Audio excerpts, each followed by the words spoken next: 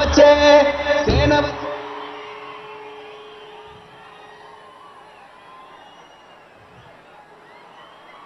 அச்சமில்லை அச்சமில்லை அச்சமென்பதில்லையே இச்சகத்து உள்ளுரெல்லாம் எதிர்த்து நின்று போதினும் அச்சமில்லை அச்சமில்லை అచ్చమెన్బదిల్లయే భయం లేదు భయం లేదు భయమన్నది లేనే లేదు. ఒక దుర్నీతి దుర్జన లోకమంతయు ఎదురొచ్చినా భయం లేదు భయం లేదు భయమన్నది లేనే లేదు. భయం లేదు కాబట్టే అసలే చీకటి గాఢాంధకారమైన వెళ్లే దారంతా గోతులు గుంతలు లోయలు అగాధాలు ఉన్న ఇల్లేమో దూరమైన చేతిలో దీపం లేకపోయినా గుండె ధైర్యమే కవచంగా ధరించిన వాణ్ణి కనుకే అన్నీ ఒక్కడే అయి అన్నీ ఒక్కడే అయి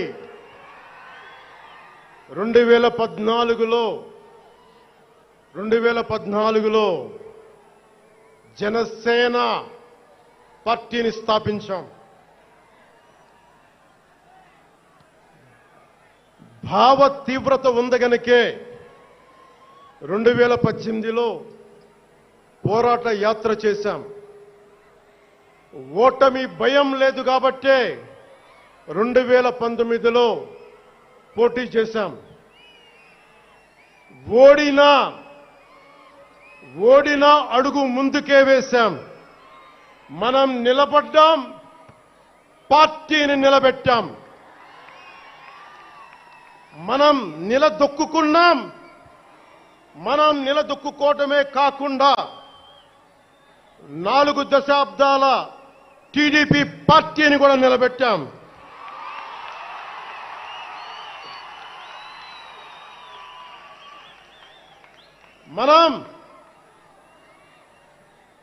మనం ఓడినప్పుడు 2019లో మీసాలు మెలేశారు, జబ్బలు చరిచారు, తొడలు కొట్టారు, మన ఆడపడుచుల్ని అవమానించారు, ప్రజల్ని నిరంతరం హింసించారు.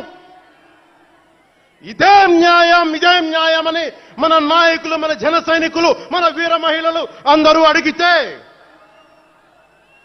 గొంతెత్తితే వారిపైన కేసులు పెట్టారు, జైళ్లలో పెట్టారు, నిర్బంధంలో తోశారు. 4 దశాబ్దాల సుదీర్ఘ రాజకీయ అనుభవం ఉన్న నాయకుణ్ణి అక్రమ కేసుల్లో బంధించారు. వారి తెలుగుదేశం పార్టీ కార్యకర్తల్ని, సీనియర్ నాయకుల్ని రోడ్డు మీదకి రావాలంటే భయపడేలా చేశారు. ఇక నాలాంటి వాణ్ణి తిట్టని తిట్టు లేదు, పాల్ చేయని అవమానం లేదు, చేయని కుట్ర లేదు, వేయని కుతంత్రం లేదు. ఈ ఎన్నికల్లో అసెంబ్లీ గేటును కూడా తాకలేవు అని మనల్ని ఛాలెంజ్ చేసి సరిచిన ఆ తొడల్ని బద్దలు కొట్టాం. ఏం చేశాం? బద్దలు కొట్టాం.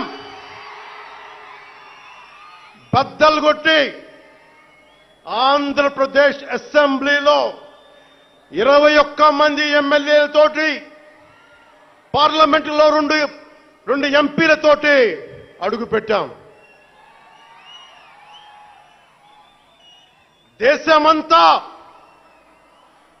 దేశమంతా తల తిప్పి తిరిగి చూసేలా 100% స్ట్రైక్ రేట్తో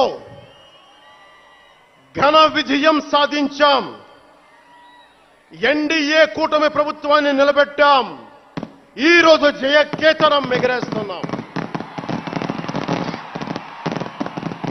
జై జనసేన, జై జనసేన, జై జై జనసేన, జై.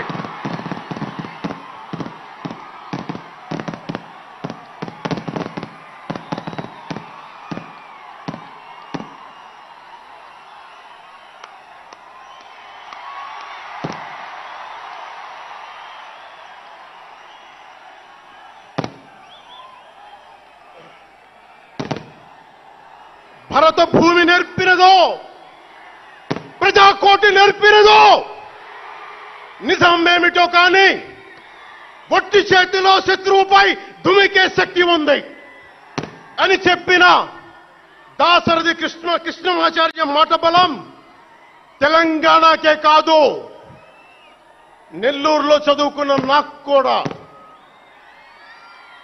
అందుకేనేమో అలా మన జనసేన జన్మస్థలం తెలంగాణ అయ్యింది, కర్మస్థలం ఆంధ్ర అయ్యింది. రుద్ర వీణ వాయిస్తా, అగ్ని ధారలు కురిపిస్తా, తిరుగుబాటు జెండా పట్టిస్తా, దుష్ట పాలన నుండి విముక్తి కలిగిస్తా అన్న కృష్ణమాచార్య మాటలు మాకే కాదు, మబ్బుల్లో పరిగెత్తే పిడుగులు, వేట కోసం బయటకొచ్చిన కొదమ సింహాలు వారికి కూడా ఊతమిచ్చినాయి.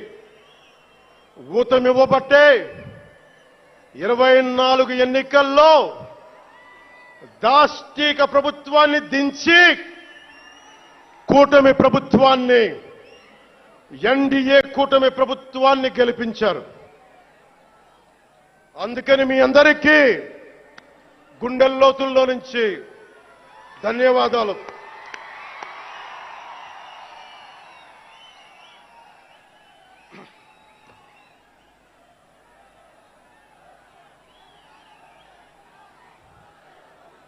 మూగబోయిన కోటి తమ్ముల గళాల పాట పలికించి కదిలి జవమ్మ కూర్చి నా కళానికి బలమిచ్చి నడిపినట్టి నా తెలంగాణ కోటి రతనాల వీణ, నా తెలంగాణ కోటి రతనాల వీణ.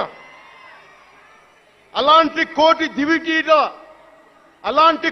దివిటీల క్రాంతి జ్యోతి తెలంగాణకు ఆ రోజున కరెంట్ షాక్ తగిలి చనిపోబోయిన నాకు కొండగట్టు ఆంజనేయుడి దయ, తెలంగాణ అన్నదమ్ముల దీవెన, నన్ను ప్రేమించే ప్రజలందరి దీవెన నాకు పునర్జన్మనిచ్చింది తెలంగాణ భూమి. అలాంటి తెలంగాణ నేల తల్లికి నా వందనాలు, హృదయపూర్వక వందనాలు. బండెనక బండి గట్టి 16 బండ్లు గట్టి, ఏ బండిలో పోతావు కొడక నైజాం సర్కార్ రోడా అని కాలిక గజ్జగట్టి, చేత కర్ర బట్టి కాలిక గజ్జ కట్టి, ఆటనే పాటనే ఆయుధంగా మలిచిన వాడు, యువత గుండెల్లో పోరాట స్ఫూర్తిని నింపిన వాడు, నేను కనిపిస్తే ఎలా ఉన్నావురా తమ్మి అని ఆప్యాయంగా పలకించే మన మధ్య లేని నా అన్న, నా గద్దరన్న, నేల నుంచి వచ్చిన నా తెలంగాణ జన సైనికులకి, జనసేన నాయకులకి, వీర మహిళలకు నా హృదయపూర్వక శుభాకాంక్షలు. మా ఆడపడుచులు, మా వీర మహిళలు, మీ పోరాట స్ఫూర్తిని నేను మర్చిపోలేను. మీరు నా దృష్టిలో, ప్రజల దృష్టిలో అందరి దృష్టిలో మీరు రాణి రుద్రమ్మలు, వీరనారి గున్నమ్మలు, మా జనసేన వీర మహిళలు. మా జనసేన ఆడపడుచులు అందరి క్షేమం కాంక్షించే సూర్యదేవుని లేలేత కిరణాలు. తేడా వస్తే కాల్చి కథం చేసే లేజర్ బీములు మా జనసేన వీర మహిళలు. అలాంటి మీకు, మా ఆడపడుచులకి, మా వీర మహిళలకి నేను మీకు రుణపడి ఉంటాను. ఈ రోజున కొణతాల గారు చెప్పినట్టుగా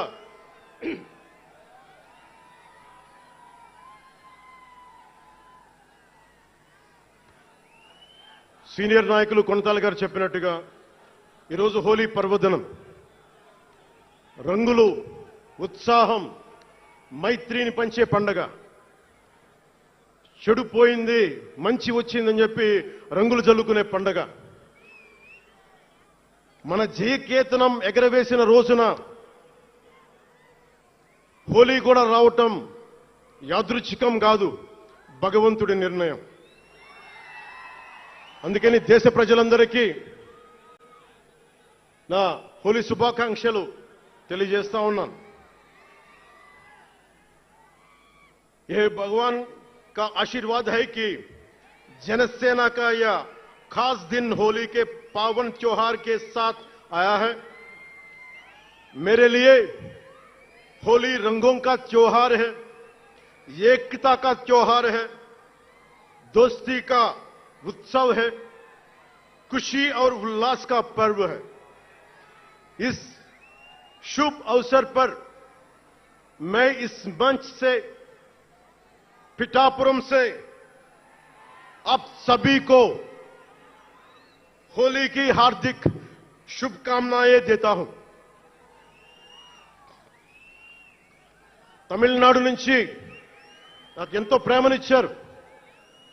మన స్పీచ్లు చూస్తారంటే నాకు తెలియదు. మన తమిళనాడు పర్యటనకి వెళ్తే అందరూ నాకు ఎంతో ప్రేమనిచ్చారు. షణ్ముఖ యాత్రకి వెళితే నేను తమిళనాడులో చాలా కీలకమైన దశలో ఉన్నవాడిని, పెరిగినవాడిని. సుబ్రహ్మణ్య భారతీయారిని స్ఫూర్తిని నింపుకున్నవాడిని. అలాంటి తమిళనాడు ప్రజలందరికీ నా మనస్ఫూర్తిగా మీకు నా నమస్కారాలు. రమణ మహర్షి ఉళ్ళిట్ట ఎన్నట్లు సిద్ధర్గల్ వాళింద సిద్ధపేట్ల సిద్ధర్ భూమి ఉలహ పుదుమరియం తిరుక్కురళవై உலகுக்கு தந்த ஞான பூமி அச்சமில்லை அச்சமில்லை என முழங்கிய மகாகவி பாரதியார் வீரபூமி உலகத்தை ரட்சிக்கும் கந்தசஷ்டி கவசம் எனும் அருண்கோடை தந்த ஆன்மீக பூமியாம் தமிழகத்தை சேர்ந்த என் அன்பு உள்ளங்களுக்கு எனது அன்பு நிறைந்த வணக்கங்கள். మన మహారాష్ట్రకి వెళితే నాకు మహారాష్ట్రలో అభిమానులు ఉంటారు. అది కూడా రాజకీయ పరంగా ఉంటారు, సినిమాల పరంగా కాకుండా అని నాకు తెలియలా. ఎంతో ప్రేమనిచ్చారు. గౌరవ మహారాష్ట్ర ముఖ్యమంత్రి దేవేంద్ర ఫడ్నవీస్ గారు నన్ను రమ్మని 19 నుంచి అడుగుతా ఉన్నారు. అప్పుడు కుదరలా, 24లో కుదరలేదు, 19లో కుదరలేదు, 14లో కుదరలేదు. మొన్న హర్యానాలో మీరు రావాలి ఖచ్చితంగా అని చెప్పి ప్రత్యేకించి నన్ను పిలిపించారు. నేను ఎన్డీఏ కూటమి కోసం ప్రచారం చేశాను, భారతీయ జనతా పార్టీ కోసం. వెళ్ళిన అన్ని సీట్లు దాదాపు 95% మనం గెలిచాం, ఒక్క సీటు తప్ప. మీకు తెలుసు, నాకు మరాఠీ నేల, మహారాష్ట్ర నేల, ఛత్రపతి శివాజీ మహారాజ్ నేల, ఛత్రపతి సంభాజీ మహారాజ్ నేల. అలాంటి నేలకి ఇక్కడ మనకి ఉన్నారా మీరు? ఓకే, ఇక్కడ మన స్వామీజీ పేరేంటి ఇక్కడ మన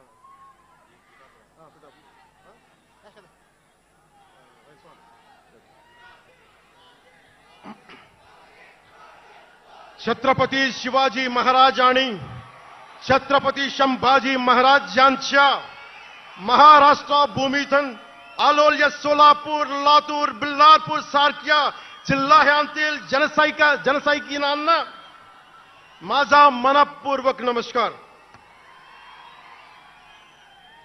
అలాగే కర్ణాటక నుంచి వచ్చిన అభిమానులకి ಕರ್ನಾಟಕದಿಂದ ಈ ಹಬ್ಬಕ್ಕೆ ಆಗಮಿಸಿದ ನನ್ನ ಜನ ಸೈನಿಕರಿಗೆ ನನ್ನನ್ನು ಪ್ರೀತಿಸುವ ಕರ್ನಾಟಕದ ಜನ ಸೈನಿಕರಿಗೆ ಹೃತ್ಪೂರ್ವಕ ನಮಸ್ಕಾರಗಳು. చాలా భాషలు అయిపోయినాయి కదా. అది మీకు అర్థమైంది కదా. రెండు భాషలు ఒక్క భాషలా కాదు. భారతదేశానికి కావాల్సింది తమిళనాడుతో సహా we need multiple languages, not just two. We need multiple languages to keep not just for the integrity of the country but also to understand each other, to share love with each other. అందుకనే బహుభాషే భారతదేశానికి మంచిది. చెప్తామా భారత్ మాతాకి జై. బోలో భారత్ మాతాకి.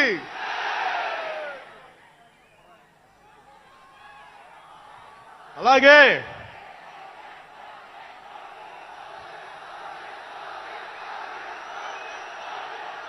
చేద్దాం చేద్దాం వస్తుంది.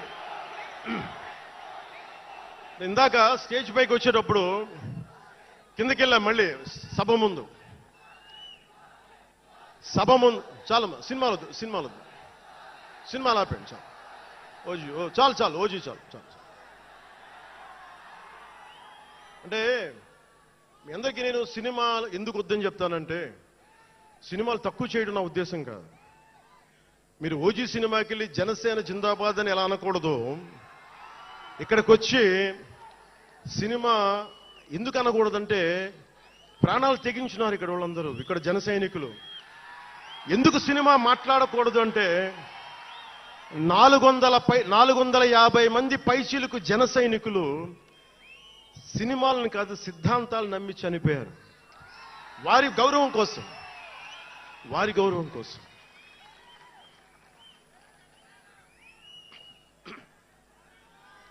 ఇందాక వద్దాం ఆగకూడదు. వినండి, మీరు వింటలేదని అర్థం. నా పేరు అరుస్తున్నారంటే మీరు నా మాట వింటలేదని. నా మాట వింటే 151 ఉన్న సీట్లు పార్టీ పోయింది. అందుకే నా మాట వినాలి. కూర్చోండి.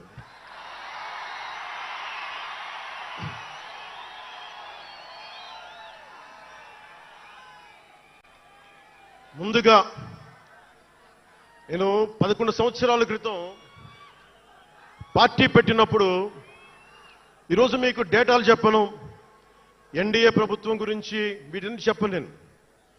నేను మీతోటి 11 సంవత్సరాలు పార్టీని ఎలా నడిపాం, ఏ బేసిస్తో నడిపాం, నా కష్టాలేంటి, నేను పడ్డ ఇబ్బందులేంటి, కొన్ని పంచుకుంటాను. అన్ని పంచుకుంటే సంవత్సరం కావాలి. నేను ఓటమిలు ఎలా ఉంటాను, గెలుపులు ఎలా ఉంటాను, మీరు నా గుండెల్లో పెట్టుకున్న వాళ్ళు, మీరందరూ నా గుండెల్లో పెట్టుకున్నాను. మీకు మించిన కుటుంబం నాకు లేదు. అలాంటి నేను 2014లో ఒక్కడనే కూర్చొని జ్వలిస్తూ మదించిపోతూ మన ఆలోచనతో మధిస్తూ ఎలా చెప్పాలి, పెద్ద రాజకీయాల మీద నా చాలా మందితో కసరత్తులు చేసిన వాడిని కాదు. 2009లో అప్పుడు రాజకీయ ప్రస్థానం తప్ప. 2003లో నేను మా నాన్నకి చెప్పాను ఫస్ట్. ఈరోజు మా నాన్నగారు లేరు, స్వర్గస్థులయ్యారు. మా నాన్నకి మా అమ్మకి 2003లో చెప్పారు, అమ్మ నేను ఒకరోజు పాలిటిక్స్కి వెళ్తాను. మా అమ్మయ్య మా నాన్నకి నచ్చల మాట. శుభ్రమైన కెరీర్ పెట్టుకొని పిచ్చేంట్రా నీకు అనేది. కానీ నేను చెప్పలేకపోయినా ఆ రోజున. నేను సినిమాలని దృష్టిలో పెట్టుకొని ఎదగలేదు, సమాజాన్ని దేశాన్ని దృష్టిలో పెట్టుకుని ఎదిగాను. సినిమా నాకు ఉపకరణం అయింది కానీ సినిమా నా జీవితం కాలం. చెప్పలేకపోయినా ఆ రోజున. నన్ను చాలామంది, మీరు అందరికీ నాకు గద్దరన్న ఎలా పరిచయం అనుకుంటున్నారు మీరు? రాజకీయాల ద్వారా కాదు. గద్దరన్న ఖుషీ సినిమా చూసి మా అన్నయ్య గారిని పట్టుకొని మా అన్నయ్య గారి దగ్గరికి వచ్చి, మా పెద్దన్నయ్య గారి దగ్గరికి వచ్చి, మీ తమ్ముడిని కలవాల్సిందే నేను. మా అన్నయ్య ఫోన్ చేశారు, అరే నేను గద్దర్ గారు కలుస్తారంటారా. నాకు గద్దర్ గారంటే ఇష్టం చిన్నప్పటి నుంచి, మా నాగబాబు గారి దయ వల్ల.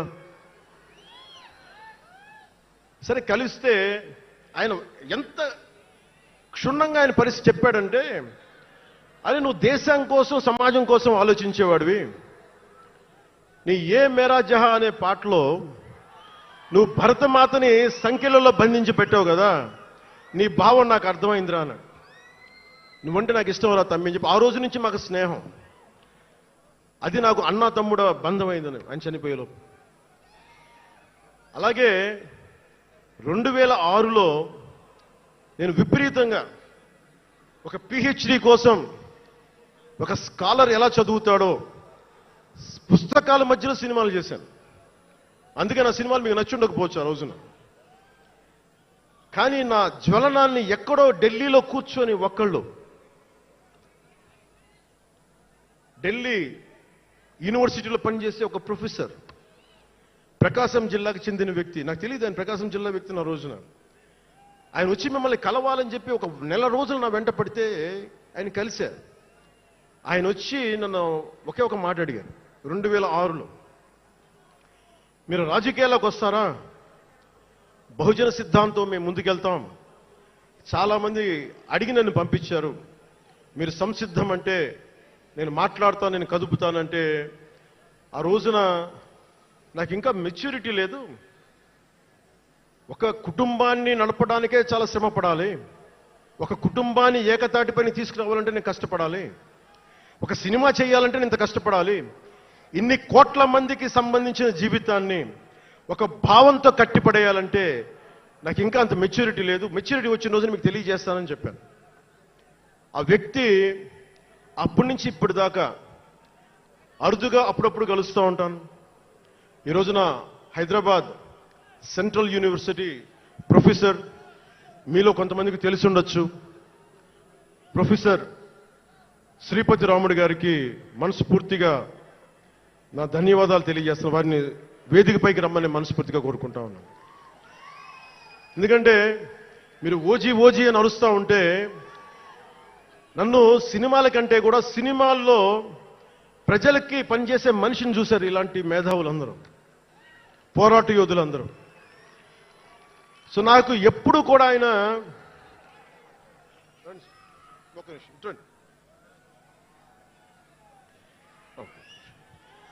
ప్రొఫెసర్ గారు మన జనసేన పార్టీ కాదు, ఆయన ప్రొఫెసరే. బహుజన సిద్ధాంతాల కోసం, అంబేద్కర్ ఆశయాల కోసం, అణగారిన వర్గాల కోసం నిలబడ్డ వ్యక్తి. ఆయన చాలామంది విద్యార్థుల్ని పిహెచ్డీలకి సిద్ధం చేసే వ్యక్తి. మన దగ్గరున్న బేతపూడి విజయ్ కుమార్ గారు కూడా ఆయన శిష్యుడే. ఇలాంటి శిష్యులు ఎంతమంది తయారు చేసి ఆయన జనసేన ఎప్పుడు నాకు అండగా ఉంటారు. ఓడిపోయినా నిలబడ్డా ఎప్పుడైనా సరే నమ్మకం ఏంటంటే మీరు ఉండాలి, మీరు రాణించాలని నిరంతరం తప్పించే శ్రీపతి రాముడు గారికి నేను ఇవ్వగలిగేది ఒకటే, నా గుండెల నుంచి ప్రేమ ఇవ్వగలను.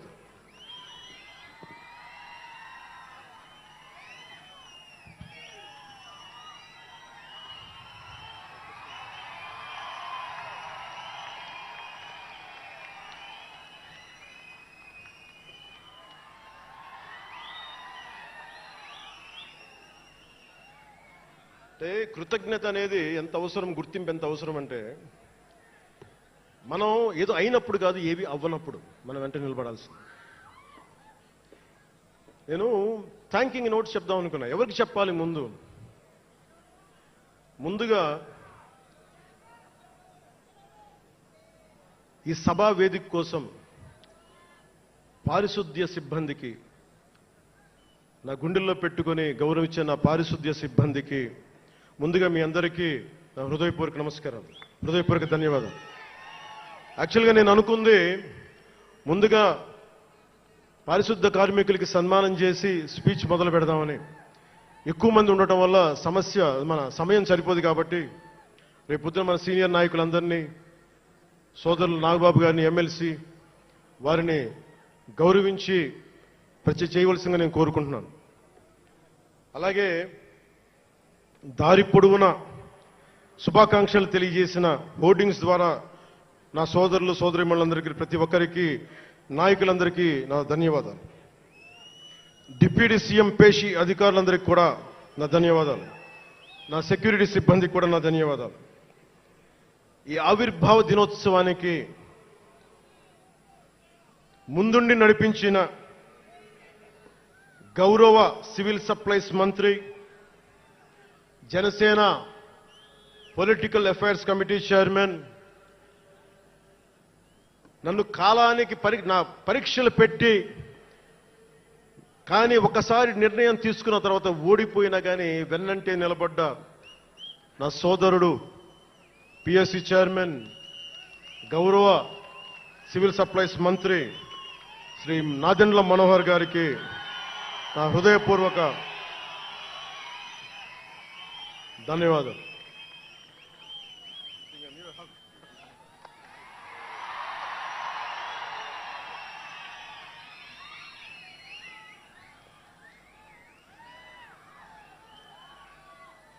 అలాగే 2009 నుండి 10 నుండి ఆయన పాలిటిక్స్లో లేకపోయినా నేనంటే ఇష్టం తోటి ఎప్పుడు నా వెన్నంటే ఉండే హరిప్రసాద్ గారికి ఏం ఆశించాలా, జీతాలు తీసుకోవాలా, జీతభత్యాలు లేవు, ఉన్నంతలోనే అన్నిటికీ పాపాల భైరవుడు ఆయన.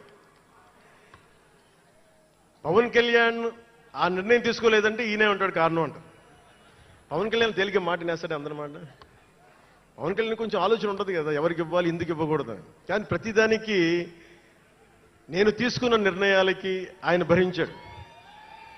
అలాంటి అన్నిటినీ భరించి నా వెన్నంటే ఉన్న హరిప్రసాద్ గారికి మనస్ఫూర్తిగా నా ధన్యవాదాలు.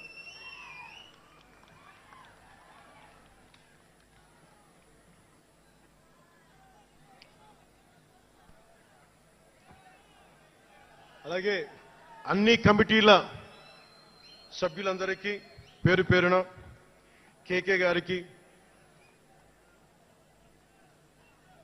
తెగించే గుణమున్న పంచకర్ల సందీప్కి, పోరాటం చేసిన నాయకులందరికీ నా ప్రత్యేక ధన్యవాదాలు. సోషల్ మీడియా సిబ్బందికి, స్టేజ్ కల్చరల్ ఆర్టిస్టులందరికీ, ఫుడ్ సప్లయర్స్ అందరికీ, దాతలకి, డాక్టర్స్ టీమ్కి, ప్రతి ఒక్కరికి నా హృదయపూర్వక నమస్కారాలు. ఇందాక ఆ పైన హెలికాప్టర్లో వస్తుంటే చాలా మంది ఫోటోగ్రాఫ్స్ కనిపించినాయి. ముఖ్యంగా తెలుగు సినిమా హీరోలు, సూపర్ స్టార్స్ ఫోటోస్, ప్రభాస్ గారిది, మహేష్ బాబు గారిది, జూనియర్ ఎన్టీఆర్ గారిది, అల్లు అర్జున్ గారిది, సాయి ధరమ్ తేజ్ గారి, నందమూరి అభిమానులు,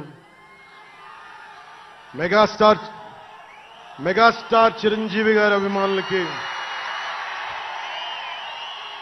మెగాస్టార్ తనయులు, గేమ్ చేంజర్ రామ్ చరణ్ గారి అభిమానులు, తెలుగు హీరో హీరోయిన్లు, ప్రతి నటుల అందరి హీరోల అభిమానులు, మీ అందరికీ కూడా నా ప్రత్యేక నమస్కారాలు, ధన్యవాదాలు. అలాగే పవన్ కళ్యాణ్ అభిమానులకు కూడా నా హృదయపూర్వక నమస్కారం.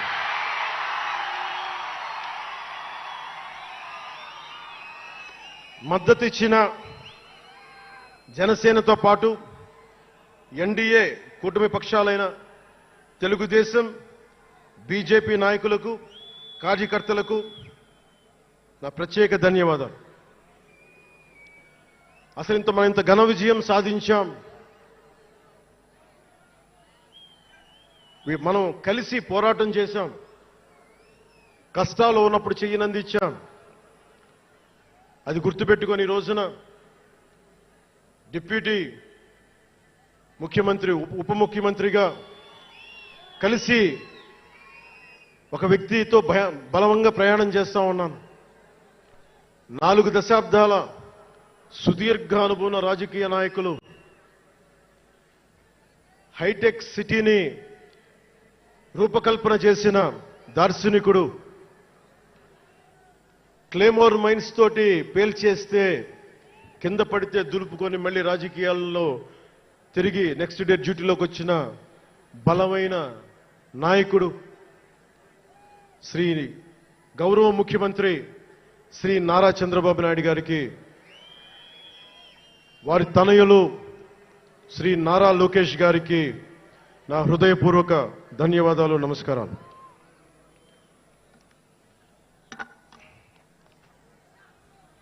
ఒకసారి నా నోటి నుంచి 11 సంవత్సరాలు నలిగాం కదా, మన ఎంపీలు మన పేర్లు నా నోటి గుండా చెప్పాలి మీ అందరికీ అని చెప్పడానికి.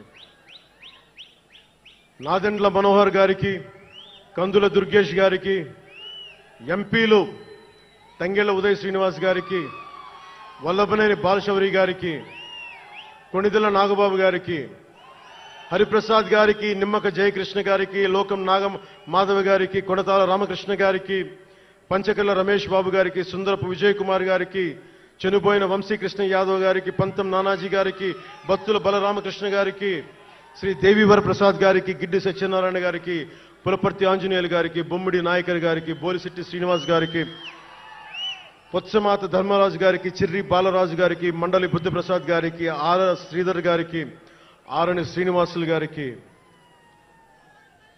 2000 పవన్ కళ్యాణ్ మర్చిపోయా, నేను మర్చిపోయినా మీరు మర్చిపోయిన ఎవరు కదా.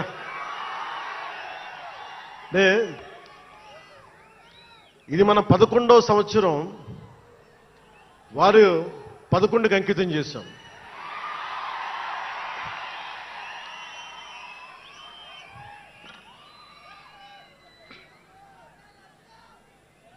Love you two.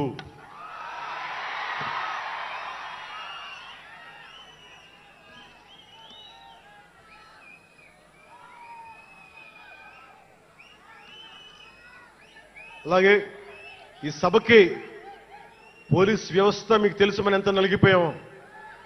గత 5 ఏళ్లలో మనం ఎంత నలిగిపోయామో మీకు తెలుసు. ఎన్ని ఇబ్బందులు పాలు చేశారో తెలుసు. ఆ రోజు నుంచి కూడా ఈ రోజుకి వరకు నాకు పోలీస్ శాఖ అంటే చాలా గౌరవం. ఎందుకంటే పోలీస్ శాఖకి స్వయం నిర్ణయాలు చేసే హక్కు ఉండదు, డ్యూటీయే ఉంటుంది. బ్రిటిష్ వాళ్ళు పరిపాలించినప్పుడు పోలీసు కూడా బ్రిటిష్ అధీనంలో పనిచేశారు తప్ప వాళ్ళకి ఇవ్వబడ్డ డ్యూటీ చేశారు. భగత్ సింగ్ని కొట్టమంటే కొట్టారు, జైల్లో పెట్టమంటే పెట్టారు, గాంధీ గారిని లాక్కెళ్ళిపోమంటే లాక్కెళ్ళిపోయారు. వాళ్ళు చేయకపోతే అది డ్యూటీకి విరుద్ధం అవుతుంది, చేయక తప్పదు.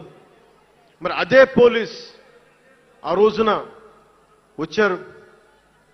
స్వాతంత్రం వచ్చిన తర్వాత మిలిటరీ కూడా అంతే. అందుకనే నాకు పోలీస్ శాఖ మీద ఎప్పుడు వ్యక్తిగతంగా కోపం ఉండదు, ఏదో కొద్దిమంది వ్యక్తులు ఎక్కువ చేస్తే తప్ప. అలాగా ఈ రోజున చాలా గొప్పగా నిలబడ్డ, సహకరించిన పోలీస్ అధిపతి డీజీపీ గారికి, కాకినాడ జిల్లా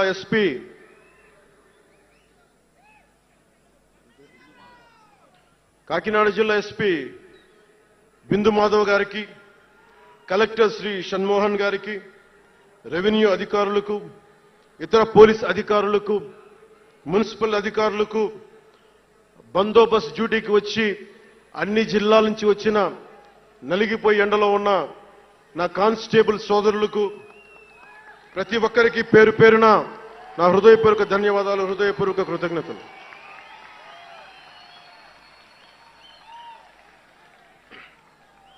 నా ఇష్టం, నా కోరిక ఎప్పుడూ సగటు మనిషిగా ఉండటమే. తన పని తను చేసుకుంటూ ఉండటం, ఎవరి జోలికి వెళ్లకుండా ఉండటం, బతికేయడం, తన కుటుంబం వరకు జీవితాన్ని కుదించడం, సగటు మధ్యతరగతి మనిషిగా బతకాలనేది నా కోరిక చిన్నప్పటి నుంచి. మా నాన్న కోరిక ఏంటంటే, నేను ఇంటర్ చదువుతున్నప్పుడు, అరే నేను డిగ్రీ చదవలేకపోయి, నువ్వు డిగ్రీ చదివి కనీసం నువ్వు ఎస్ఐగా సెలెక్ట్ అయితే నువ్వు కనీసం డిఎస్పీ కంటే కొంచెం పై ర్యాంక్లో నువ్వు రిటైర్ అవుతారు అని చెప్పాడు మా నాన్న. దురదృష్టవశాత్తు నేను డిగ్రీ చేయలేకపోయా. కానీ నేను అంటే నాకు అంతకుమించి కోరికలు లేవు, అది చెప్పడానికి నా ఉద్దేశం. చాలా చిన్న జీవితాలు మాయి. మా అన్నయ్య గారు ఏదో పొరపాటు యాక్టర్ అయిపోయి తప్ప నాకు రావాలి నేను ఎప్పుడు అనుకోలే. అదే నెల్లూరులో, అదే ఫతేఖాన్పేటలో చిన్న ఇంట్లో ఇంకొక మామిడి మొక్కుంటే బాగుంటుంది అనుకున్న కోరిక తప్ప కోట్లు సంపాదించాలి, పేరు రావాలని ఎప్పుడు ఆశించాల. సో నన్ను ఎలా పెంచారు మా ఇంట్లో అంటే మీరు ఆశ్చర్యపోతారు. మొన్న నా friend Anand Sai TTD board సభ్యుడిగా నియమితులయ్యారు. అతను చెప్తా ఉన్నాను నాకు ఈ మధ్యన, నన్ను ఎలా పెంచారంటే మా ఇంట్లో అతని ఆనంద్ సాయి మాటల్లో, చిన్న తంబి అని తమిళ సినిమా ఉంటుంది, మన తెలుగులో చంటి అని సినిమా తీశారు. చిన్న తంబి కదా ఆనంద్, అవునా? అందులో హీరోయిన్ ఎలా పెంచుతారు ఇంట్లో నుంచి బయటికి వెళ్లకుండా, చంటిలో హీరోయిన్ మీనాని ఎలా పెంచారు ఇంట్లో నుంచి బయటికి వెళ్లకుండా, మా ఇంట్లో నన్ను అలా పెంచారు. వీడి బయటికి వెళ్తే ఏమైపోతాడో, సున్నితమైన వ్యక్తి, వీడికి ఆస్తమా ఉంది, వీడికి ఇలాంటి పరిస్థితుల్లో నన్ను ఇంట్లో నుంచి కదలనివ్వకుండా, ఎక్కడికి వెళ్ళనివ్వకుండా, ఎక్కడికైనా బయటికి వెళ్తే పంపించారు. ఒకరోజు చెన్నైలో నేను అన్నానగర్లో కంప్యూటర్ ప్రోగ్రామింగ్ కోర్స్ చేసేవాడిని ఒక సంవత్సరం పాటు. ఆ ప్రోగ్రామ్ ఫైనల్ చేసే పరిస్థితుల్లో టైం 10:30 అయింది, 10:30 రాత్రి. ఇంటికి వెళ్ళడం గంట లేట్ అయింది. అంటే మనం సాయంత్రం 6 గంటలకు వెళ్ళిపోవాలి. ఆ రోజు 10:30కి వెళ్తే చెప్పా పెట్టకుండా, అంటే మన కొంచెం లేట్ అయింది ఎగ్జామ్స్ వల్ల. ఇంటికి వెళ్ళేటప్పటికి ఎలా ఉంది అంటే, ఇంట్లో ఆడపిల్ల వెళ్ళిపోతే ఇల్లు ఎలా ఉంటుందో, 10:30కి నేను ఇంటికి వెళ్తే మా అన్నయ్య షూటింగ్ నుంచి క్యాన్సిల్ చేసుకుని వచ్చేస్తా ఉన్నారు. మా వదిన ఇంట్లో హాల్లో ఉంది, మా నాగబాబు వీధి బయట తిరుగుతూ ఉన్నాడు. మొత్తం అందరూ ఏమైపోయాడు, ఎక్కడికి ఏమైపోయాడని. నేను ఎగ్జామ్ రాసి వస్తున్నాను, బస్సులు దొరకలేదు నాకు, 2 బస్సులు మారి రావాలని చెప్పారు. నాకు కార్లు లేవు ఆ టైంలో. అంటే అలాంటి నన్ను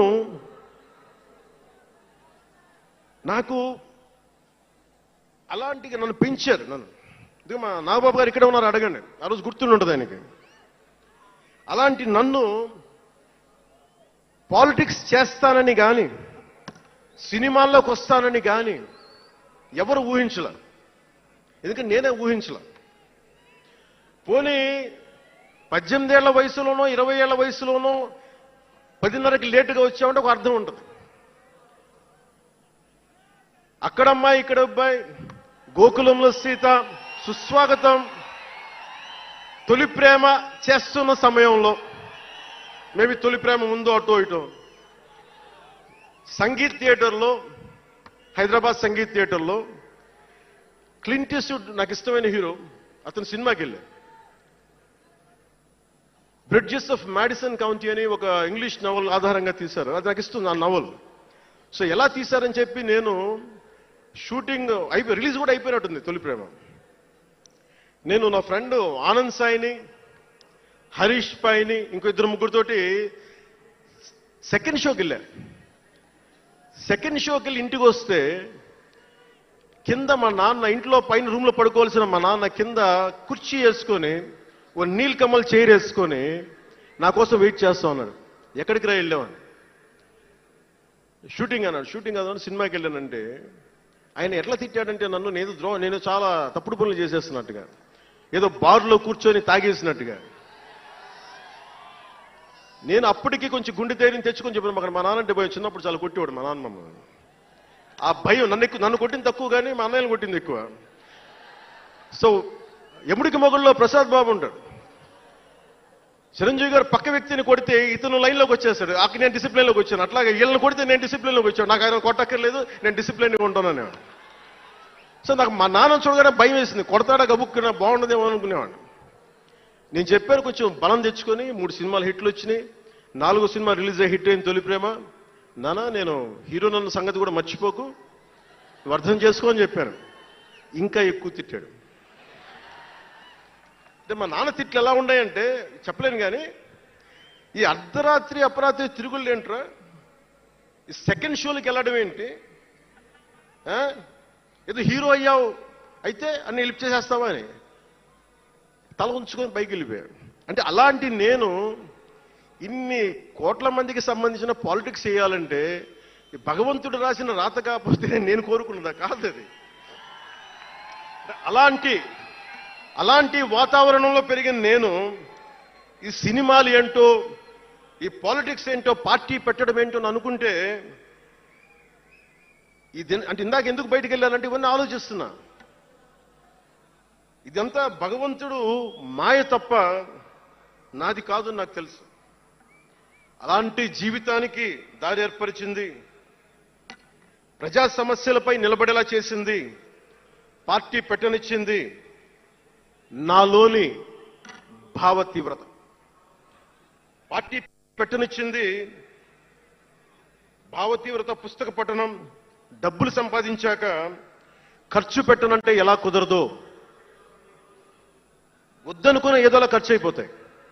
అలాగా కొంత జ్ఞానం వచ్చాక, కొంత చదివాక, కొంత చెయ్యగలిగే సత్తా ఉన్నాక నేను ఊరికనే కూర్చుంటాను, నేను ఏమి చెయ్యనంటే జీవితం అలా ఉండనివ్వదు. అలాంటి నన్ను ఏదో సాటర్డే సండే షూటింగ్ ప్రాక్టీస్కి వెళ్ళి మెడ్రాస్ రైఫిల్ క్లబ్లో, మార్నింగ్ లయోలా కాలేజీలో జాగింగ్ చేసుకొని, ఇంటికి వచ్చి పుస్తకాలు చదువుకొని, మా వదినకి ఏదైనా అవసరమైతే పనులు చేసి పెట్టి, ఇలాంటి నేను సగటు మనిషి, మధ్యతరగతి మనిషి, అంతకుమించి వేరే పట్ల. పనగల్ పార్క్ వెళ్ళి కూరగాయలు తీసుకురావడం, వంకాయ ఎంత, తక్కాలి ఎంత, అంటే మన ఉల్లిపాయలు వంకాయలు ఎంత అని ఇట్లాంటివి తీసుకొచ్చేవాడిని. నెల్లూరులో పెద్ద బజారు వచ్చి, మన పెద్ద బజారు చిన్న బజార్కి వెళ్ళి ఇంటికి కావాల్సిన సామాన్లు తీసుకొచ్చేవాడిని. నాకు అంతకుమించి జీవితాన్ని కోరుకోలేదు నేను. అలాంటిది నేను యాక్టర్ అయ్యాను, ఈ రోజున పొలిటికల్ లీడర్ అయ్యాను, దేశమంతా గుర్తించే అయ్యానంటే ఇది ఏది కూడా నేను కోరుకుంది కాదు, నాకు ఇవ్వబడింది. అందుకే నేను కర్మే చేస్తాను, నేను ఫలితం ఆశించను.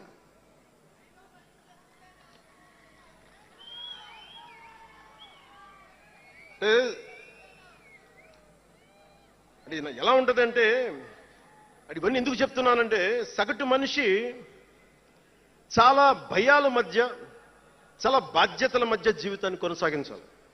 ఒక మాట అంటే ఎక్కువ, ఒక మాట అంటే తక్కువ, చాలా సన్నని గీతల మధ్య బతకాలి.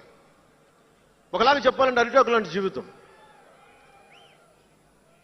అరిటాకు ఉంది కదా అని జీవితం వడ్డించిన విస్తరు అవ్వదు, చిన్నపాటి ముళ్ళు తగిలినా మొత్తానికి చిరుగుపోతుంది. అలాంటి కోట్లాది సగటు మనుషుల ప్రభావితం చేసే సినిమా కానీ, కోట్లాది మందిని ప్రభావితం చేసే రాజకీయాలు కానీ నాకు చాలా బాధ్యతనిచ్చాయి.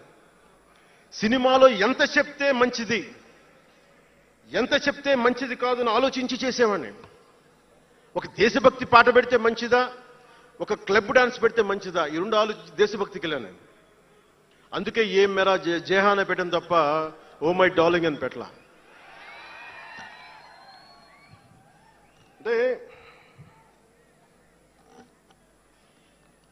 అంటే ఎందుకు నేను ఆలోచిస్తానంటే, మనిషి మనెవరూ శాశ్వతం కాదు. మాట అది మంచి అయినా చెడైనా, అందుకే ఆలోచించే మాట్లాడతాను ఎప్పుడు. ఈ అన్న మాట ఒక తరం 2-3 తరాలు ఉండిపోతే పర్యవసానం ఏంటి, ఎనీ పబ్లిక్ పాలసీ, ఇవన్నీ ఆలోచించి నేను జనసేన కోసం ప్రతిపాదించిన 7 సిద్ధాంతాలు చాలా మదించి, శోధించి, తర్కించి మీ ముందు పెట్టింది. సంవత్సరం కాదు, 2 సంవత్సరాలు కాదు, నేను టీనేజర్గా ఉన్నప్పటి నుంచి నాకు నెల్లూరు డైకస్ రోడ్లో డాక్టర్ కరీముల్లా గారు నాకు ఆస్తమాకు వచ్చినప్పుడల్లా నాకు డెర్ఫ్లిన్ ఇంజెక్షన్ ఇచ్చేవాళ్ళు. ఆయన కోసం వెయిట్ చేస్తూ ఉంటే ఒక బోర్డు నన్ను ఆకర్షించేది, prevention is better than cure అని. దాన్ని ఎప్పుడు గుర్తుండిపోయింది నాకు. అంటే వ్యాధి నివారణ కంటే, వ్యాధి చికిత్స కంటే కూడా వ్యాధి నివారణ మేలని అందరూ చాలా మంది అనుకుంటారు కదా. ఎందుకు నాకు చెగువెరా ఇష్టం అంటే అది కమ్యూనిజమో మావోయిజమో కాదు. ఒకడు డాక్టర్ అయ్యండి, శారీరక రుగ్మతలు వస్తే బాగు చేసే డాక్టరు సమాజానికి పట్టే రుగ్మతలను ఎవడు బాగు చేస్తాడు అని చెప్పి డాక్టర్ వృత్తి వదిలి విప్లవకారుడు అయ్యాడు చూసారా, ఆ భావన నాకు ఇష్టం చెగువెరాలో.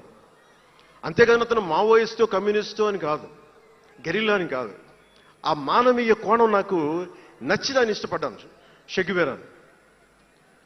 ఆ సిద్ధాంతాలని అంటే ఎందుకు చెప్తున్నాను మీకంటే చాలా ఆలోచించి చేశాను. అంటే అంత వయసు నుంచి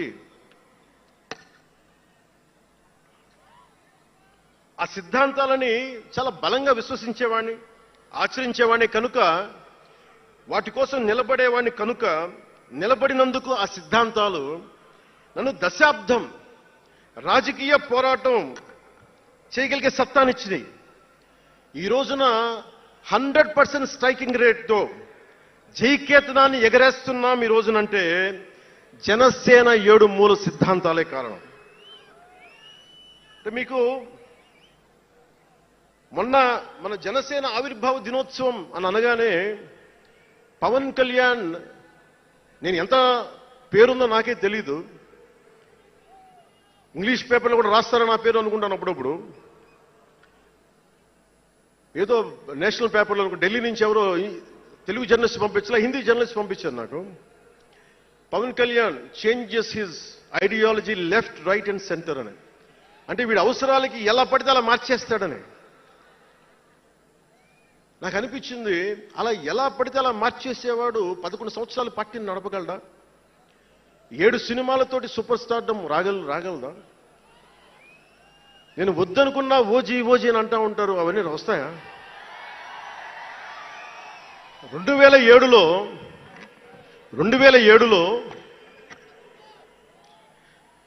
నేను కామన్మెన్ ప్రొటెక్షన్ ఫోర్స్ పెట్టినప్పుడు చాలా మంది నాకు ఇష్టమైన నాయకులు, ప్రభావితం చేసిన నాయకులు, ఒకరితో ఒకరికి సంబంధం లేదు. ఒకళ్ళు నారాయణ గురు అయితే ఇంకొకళ్ళు చెగువెరా, ఒకళ్ళు జయప్రకాష్ నారాయణ అయితే ఇంకొకళ్ళు లోకమాన్య బాలగంగాధర్ తిలక్, ఒకళ్ళు మదర్ తెరీసా అయితే ఇంకో వైపున భగత్ సింగ్. ఆ రోజు నన్ను అందరూ అన్నారు, నీకేంటి ఇంత పిచ్చి ఏంటి, నీకు కన్ఫ్యూజ్డ్ ఐడియాలజీ నీది అంటే నేను రోజు చెప్పలేకపోయాను అందరికీ. పవన్ కళ్యాణ్ ఐడియాలజీ ఏంటంటే ఇంత భిన్నమైన వ్యక్తుల్లో ఏకత్వం చూడగలగడం పవన్ కళ్యాణ్ ఐడియాలజీ. ఆ ఏకత్వాన్ని చూడగలిగాం కాబట్టి ఆ 7 సిద్ధాంతాలు వచ్చినాయి. నాకు ఒక్కొక్కరిలో నాకు నచ్చిన అంశాన్ని తీసుకొని నాకు వ్యక్తిగతంగా బలం ఇవ్వడం చూశాను. అది నా మీద ఎంత ప్రభావితం చూపించింది, అది ఎంత సక్సెస్ ఇచ్చిందో కూడా నాకు తెలుసు. అంటే నేను అందరిలాగా నేను కాలేజీలకి యూనివర్సిటీలకి వెళ్ళా, డాక్టరేట్ లేకుండా పోవచ్చు, యూనివర్సిటీస్కి వెళ్ళి ఉండకపోవచ్చు, కానీ జ్ఞానాన్ని సముపార్జించటం నా చిన్నప్పటి నుంచి ఈ క్షణం దాకా నేను ఎప్పుడూ ఆపలా, ఎప్పుడు నేర్చుకుంటూనే ఉన్నాను. అంటే చిన్నప్పుడు ఇలస్ట్రేటెడ్ వీక్లీలు, ఫ్రంట్ లైన్ మ్యాగజైన్లు, న్యూస్ పేపర్లు, సోవియట్ భూమి పత్రికలు, చరిత్ర, సంస్కృతి పుస్తకాలు, సాహిత్యం, ఫిలాసఫీ, ఫారెన్ అఫైర్స్ ఇవేమి చదవటం ఆపలా ఇప్పటిదాకా. అవన్నీ సామాజిక, చారిత్రక, రాజకీయ అంశాల మీద అవగాహన లేకుండా ఎందుకు పార్టీ పెడతాం? దేశ విభజన, కలోనియల్ చరిత్ర, తిరుగుబాట్లు, చిత్తాగాంగ్ విప్లవ వీరులు, తాకట్టులో భారతదేశం, ఆడమ్ స్మిత్లు, మాల్థూసియన్ థీరీలు చదవకుండా, అర్థం చేసుకోకుండా పార్టీ పెట్టేస్తామా? అంటే ఇవన్నీ ఇంత అవగాహన, ఇంత సామాజిక పరిజ్ఞానం సినిమాలు చేసుకునే వాడికి ఎలా ఉంటుంది అవగాహన అని, అదే కదా. అంటే దానికోసం ఎలా పుట్టాలండి? ప్రత్యేకంగా తెల్లగడ్డ వేసుకుని పుట్టాలా అండి? ఆకాశంలోకి చూస్తా తెల్లగడ్డం వేసుకొని సామాన్యుడికి అర్థం కాని లిటరీ టర్మ్స్ తోటి మాట్లాడి మాటల్ని మాట్లాడాలా? పోనీ పార్టీ పెట్టాలి అంటే నాన్న ముఖ్యమంత్రి అయి ఉండాలా? మావయ్య కేంద్ర మంత్రి అయి ఉండాలా? బాబాయిని చంపించుండాలా అని ఎక్కడ రాసిలేదు కదా. అంటే దశాబ్దం పాటు ఒంటరిగా పార్టీని మొయ్యాలి అంటే ఎన్ని తిట్లు, ఎన్ని అవమానాలు భరించాలి, ఎంత నలిగుండాలి, ఎంత జ్వలించుకుపోవాలి, ఎన్ని పోగొట్టుకోవాలి. వ్యక్తిగత జీవితం నుంచి నా ఆరోగ్యం దాకా అన్ని పోగొట్టుకుంటానే వచ్చాను. దానికి ఈ జయకేతనం నాకు ఆనందాన్ని ఇచ్చింది. ఎందుకు చెప్తున్నానంటే ఆరోగ్యం గురించి. నేను మార్షల్ ఆర్ట్స్ చేసేటప్పుడు 3 గ్రనైట్ రాళ్లు గుండెల మీద పెట్టుకొని పగలగొట్టించుకునేవాడిని. 3 9 ఏళ్ల పిల్లలు, 8 ఏళ్ల పిల్లలు ముగ్గురిని ఒకళ్ళని ఇలా పట్టుకుని ఇంకొకటి భుజాల మీద కెక్కించుకుని గుడుంబ శంకర్లో మోసుకొచ్చినంత బలం ఉంది. చూడటానికి బక్కగానే ఉంటా, కానీ బలం అపారంగా ఉండేది. అలాంటి నేను ఈ రోజున నాకు రెండో కొడుకు నేను ఎత్తుకోలేను. పెద్ద కొడుకుని ఎలాగ ఎత్తుకోలేను అనుకోండి, అది వేరే విషయం. నా రెండో కొడుకుని చిన్నోడు 6 7 సంవత్సరాలు, వాడిని ఎత్తుకోలేను నేను. అంత బలహీన పడిపోయాను. కానీ బలం తెచ్చుకుంటాం మీ అందరి ఆశీస్సులతోటి, భద్రం కొడతాం మళ్ళీ. అంటే రాజకీయాల్లో ఉండాలంటే 2 పిచ్చి పవర్ హంగ్రీ ఉండాలి, లేదా బలమైన సైద్ధాంతిక బలమన్నా ఉండాలి. వ్యక్తిగా ఎదగాలి, పదవే ముఖ్యం, అధికారమే ముఖ్యం. దానికోసం గుండాల్ని వాడుకుంటాం, మర్డర్లు చేయిస్తాం, వేల కోట్లు దోచేస్తాం, కులాలని కెలికేస్తాం, రకరకాల విద్వేషాలు రెచ్చగొడతాం, తద్వారా లాభపడతాం అన్నది ఇంకో పద్ధతి. నేను అది కోడికత్తిని వాడుకుంటాం, నేను అలాంటివి ఎంచుకోలే. సైద్ధాంతిక రాజకీయాన్ని ఎంచుకున్నాను. నాకు ఊహ తెలిసినప్పటి నుంచి అలాగే బతికాను.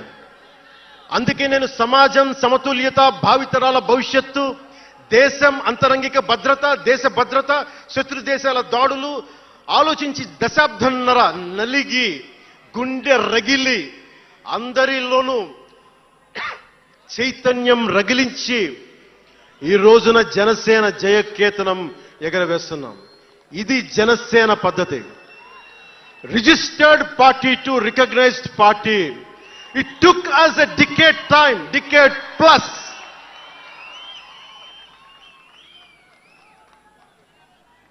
అంటే నువ్వు ఎలా మార్చేసుకుంటావంటారు. నువ్వు అలా పడితే ఎలా మార్చేసుకుంటావని మాట్లాడతారు. అరే ఒక మనం ప్రార్థించే నదే గంగమ్మ అవ్వచ్చు, కృష్ణమ్మ అవ్వచ్చు, దేవత అవుతుంది, పడవలకి రస్తా అవుతుంది, పంట కాలువలకి పొలాల్లోకి దూరే పంట కాలువ అవుతుంది. మార్పు అనేక రకాలుగా ఉంటుంది. ఇక్కడ నువ్వు గంగని నదిగా చేశావు, ఇక్కడ నువ్వు స్నానం చేయకూడదంటే కుదరదు. చాలా విభిన్నంగా చూడాలి. నేను మార్పు కోసం వచ్చిన వాడిని, ఓట్ల కోసం వచ్చిన వాడిని కాదు. అంటే ఇన్ని మాట్లాడే ఈ ఇంగ్లీష్ పేపర్ వాళ్ళకి I want to give you an example. Who said Pawan Kalyan changes from left, right and center? Let me tell you this. One example from one of your journalist brotherhood, from your journalist brethren, Sri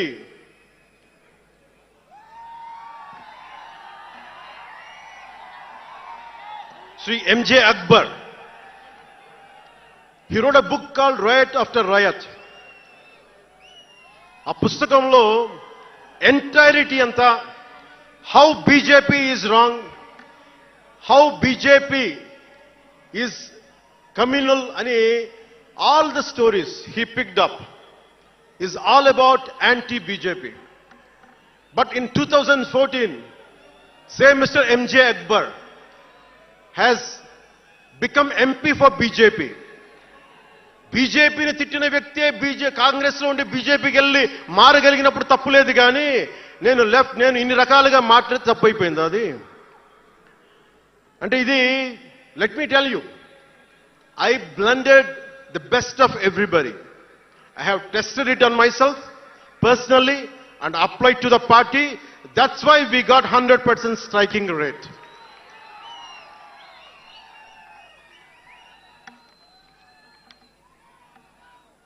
నేను ఎలాంటి కాలంలో పెరిగానంటే, భావోద్వేగాలు లేకుండా, జీవిత బరువులు మోయకుండా, కించిత్తు భావుకత లేకుండా, బాధ్యతగా నడవకుండా ఉంటే ఇంత దూరం రాగలమా?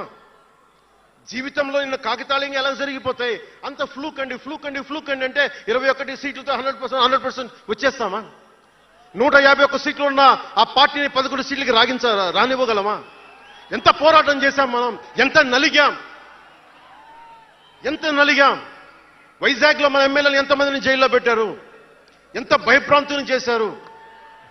బయటికి వస్తే ఆ రోజు అందరూ అడిగారు, మీరు వెంటనే ప్రధానమంత్రి గారికి చెప్పండి, ఫోన్ చేయండి, మీకు తెలుసు కదా అంటే, నేను ఒకటే అన్నా, ప్రజల్ని కాపాడటానికి వచ్చాను నేను, నన్ను కాపాడమని ఎవరిని నేను అడగదు, ప్రధానమంత్రి గారైనా సరే. ఇది నా నేల, నా పోరాటం ఇది. నా మీద చెయ్యి వెయ్యమని చెప్పండి, చెప్తాను నేనేంటో అని చెప్పాను. అంటే నేను ఎవరో వస్తారని నేను ఎప్పుడు చేయను, నేను ఎంత నిలబడగలను అదే నా మెజర్ అంతే. నేను ఎలాంటి జీవితం నుంచి వచ్చానంటే, నాకు చుట్టుపక్కల పేరెంట్స్ కమ్యూనిస్టులు, పిల్లలేమో క్యాపిటలిస్టులు. అలాంటి లెఫ్ట్ భావాలతో ఉన్న నాయకుల్ని, వారి పిల్లల్ని నేను నెల్లూరులో చూసేవాడిని. అంటే మార్పు అనేది అవసరం. నాన్న కమ్యూనిస్ట్ కదా అని కొడుకు క్యాపిటలిస్ట్ అవ్వకూడదనే రూల్ లేదు, ఇలాగే ఉండాలని ఏం లేదు. అంటే సహజం, అంటే మార్పు చాలా సహజం, ఎదగడానికైనా దిగజారడానికైనా సరే. వారి ప్రవర్తనని, వారి ఆలోచన విధానాన్ని బట్టి ఉంటుంది. కులాలను కలిపే ఆలోచన విధానం, భాషలని గౌరవించే సాంప్రదాయం, సంస్కృతుల్ని కాపాడే సమాజం, ప్రాంతీయతను విస్మరించిన జాతీయవాదం, మతాల ప్రస్తావన లేని రాజకీయం, అవినీతిపైన రాజీ లేని పోరాటం, పర్యావరణాన్ని పరిరక్షించే అభివృద్ధి ప్రస్థానం, ఇవన్నీ పెట్టినప్పుడు నవ్వారు అందరూ. అలాంటిది నన్ను ఈ రోజున పర్యావరణ మంత్రిగా తీసుకొచ్చింది ఈ సిద్ధాంతాలే. సిద్ధాంతాన్ని ప్రతిపాదించినప్పుడు చాలా పరిశోధించాలి, చరిత్ర చదవాలి, అవగాహన చేసుకోవాలి, జటిలమైన సందేహాలు వాటికి వివరణ ఇవ్వాలి. ఇవన్నీ కూడా ఉండబట్టే ఈ రోజున ఇంత బలంగా నిలబడగలిగాం. నేను ఇంత ఆలోచించి అడుగు ముందుకేస్తాను తప్ప అనాలోచితంగా ఎప్పుడు నేను అడిగాను. ఈ 10 ఏళ్లలో నిలబడ్డాం, బలపడ్డాం, చాలా పడ్డాం కూడా. సమాజ తీరుతెన్నులు ఎలా ఉంటాయి అని ఆలోచించేటప్పుడు నన్ను బూతులు తిట్టినా, ఆ తిట్టిన వాటిని ప్రసార మాధ్యమాల్లో ప్రసరింపజేసి డిబేట్లు పెట్టి, వీళ్ళకి నా జీవితం తప్ప ఇంకేమి లేవా, కనిపించవా అనుకునేవాడిని. అంటే మీరు చెప్పండి, ఒకళ్ళ ఇంట్లో ఆస్తి తగాదాలు, అన్నా చెల్లెల మధ్య ఆస్తి గొడవలు, రాష్ట్రానికి సంబంధం ఏముంది? అది అసలు ప్రజలు ఆలోచించాల్సింది ముందస్తుగా. అసలు ఎన్నికల్లో చేయడానికి డబ్బులు లేని వాళ్ళ దగ్గర ఇన్ని వేల కోట్లు ఎలా వచ్చినాయి? నేను డిగ్రీలు చదివి, పిహెచ్డీలు చదివి, నాకు ఉపాధి రాకపోతే వీళ్ళు కేవలం రాజకీయాల్లోకి వచ్చి వేల కోట్లు ఎలా సంపాదిస్తారు? దానికోసం వాళ్ళిద్దరూ కొట్టుకుంటుంటే అది మనకి ఎలా సమస్య అవుతుంది? ఇది మీరు ఆలోచించాల్సింది. అంతేగాని కూర్చోబెట్టి సినిమా సినిమా సినిమా అంటే ఓకే కాదంట్లా. మీకు కోపం రావాలి కదా, అన్యాయం జరిగితే. కోపం లేని సమాజంలో మార్పు ఎలా వస్తుంది? ఒక్కడికి కోపం వచ్చింది చిన్నప్పుడు, పవన్ కళ్యాణ్కి. ఒక్కడి కోపం వస్తే ఇంత మార్పు వచ్చింది. ఇన్ని లక్షల మంది కోపం వస్తే ఏం జరుగుతుంది మీరు ఊహించగలరా? ఆ కోపమే రావాలి అన్యాయం మీద. ఇక మిగిలింది మనకి భవిష్యత్తులో పైపైన కాకుండా ఎలాగ మనం ముందుకెళ్ళాలి, ఎలా సిద్ధంగా ఉండాలనేది మనం ఆలోచించాలి. కొన్ని కీలకమైన అంశాలు చెప్పి తెలియజేస్తాను.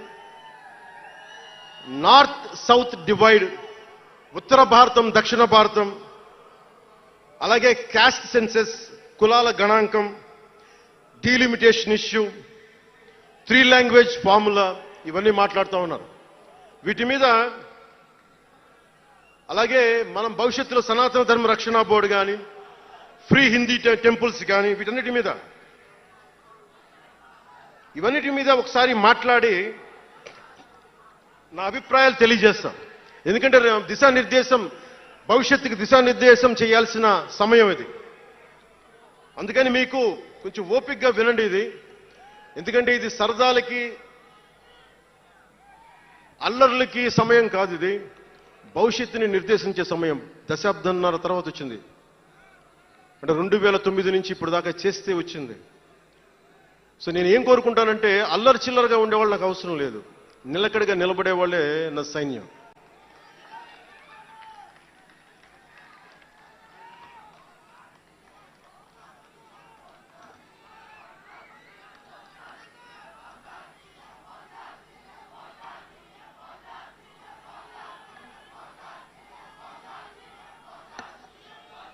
నేను డిప్యూటీ ముఖ్యమంత్రిని అయ్యాక అంతకుముందు ఎప్పుడు ఆలోచించామంటే, పుస్తకాల బరువుతోటి వీపు వంగిపోతున్న పిల్లవాడిని ఆడిపడాల్సిన వయసులో ఇంత పుస్తకాలు బ్యాగ్ వేసుకొని స్కూల్కి వెళ్తా, ఒకవైపేమో టిఫిన్ క్యారియరు, ఇంకోవైపేమో వాటర్ బాటిల్ పట్టుకొని జారిపోతా పడతా అమ్మకి నాన్నకి టాటా చెప్పి ఆ స్కూల్కి వెళ్ళే చిన్నపిల్లోడికి ఒక 2 పుస్తకాల బరువు తగ్గిస్తే నేను చాలా ధన్యుడిని అనుకునేవాడిని. అలాగే ఎక్కడో గిరిజన తాండాల్లో చుక్క నీటి కోసం ఏడ్చే గిరిజనులకి ఒక బిందెడు మంచినీళ్ళు ఇస్తే చాలా బాగుంటుంది అని చేయగలను అనుకునేవాడిని. డోలీ మోతలతోటి రహదారులు లేని కొండ ప్రాంతాల్లో కేవలం 100 మంది నివసించే గిరిజన తాండాలకి ఒక చిన్న రోడ్డు వేయించగలమా అనుకునేవాడిని. కానీ ఈ రోజున మీ అందరి దయ, జన సైనికులు, వీర మహిళల పట్టుదల, ఈ రోజున మనం దాదాపు 4000 పైచిలకు కిలోమీటర్లు రోడ్డును వేయించగలిగాం. వాళ్ళు 2000 వేయించారు 5 సంవత్సరాల్లో. మనం 2500 కోట్ల పైగా ఖర్చు పెట్టుకుంటున్నాం. ఇవన్నీ ఎందుకు చెప్తున్నానంటే, ఒకవేళ మనం అనుకుంటే ఎంత చేయగలమని అంటానికి.